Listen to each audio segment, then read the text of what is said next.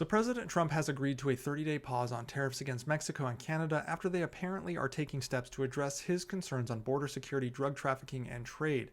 Trump posted on social media about Canada, quote, "I'm very pleased with this initial outcome, and the tariffs announced on Saturday will be paused for a 30-day period to see whether or not a final economic deal with Canada can be structured. Fairness for all," end quote. Canadian Prime Minister Justin Trudeau confirmed the pause, saying Canada would name a fentanyl czar, designate Mexican cartels as terrorist groups, and create a Canada-US joint task force on fentanyl trafficking, organized crime, and money laundering. One thing of note, though, is despite what Trump said in his social media posts about the economy, Trudeau actually said nothing about any future economic or business deals, so those might remain behind closed doors.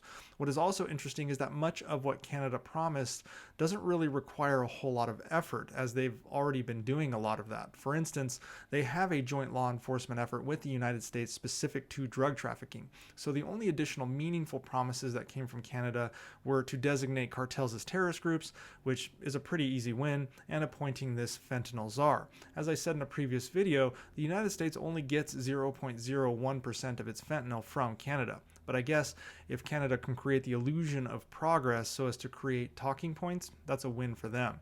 Now, pivoting to Mexico, the tariffs have also been paused, with Trump applauding Mexico's promise to provide 10,000 troops for border enforcement. It's worth noting that this isn't necessarily a new policy for Mexico, as Mexico deployed 15,000 troops to the border in 2019 and then an additional 10,000 in 2021. So perhaps they agreed to deploy a further 10,000, bringing that total number to 35,000. Nonetheless, deals made between Mexico and the U.S. under the Biden administration had this similar clause, and in fact did reduce border crossings by 50%, as the chart above shows.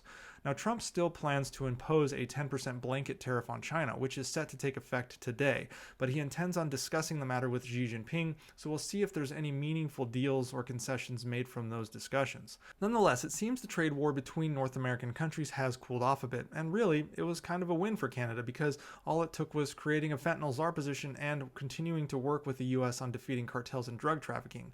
There's a bit more of a heavy lift for Mexico to deploy 10,000 additional troops, and my concern with Mexico is that for every additional troop they deploy to the border, it takes away that troop capacity to fight the cartels within their own country, which is actually the primary problem here.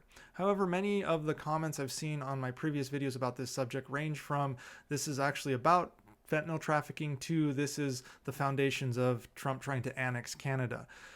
And while I do believe that there are good intentions pertaining to fentanyl trafficking, I'm starting to think that these moves are more about optics and are less threatening than many were originally saying. I'm not 100% sure about what exactly Trump's plans are with Canada or Greenland for that matter, but the fact that these tariffs were turned on and then off within a matter of just 72 hours tells me that they're more about generating the talking points, that things are getting done and deals are being made, even if they're somewhat a reshaping or rehashing of deals that already existed under previous administrations.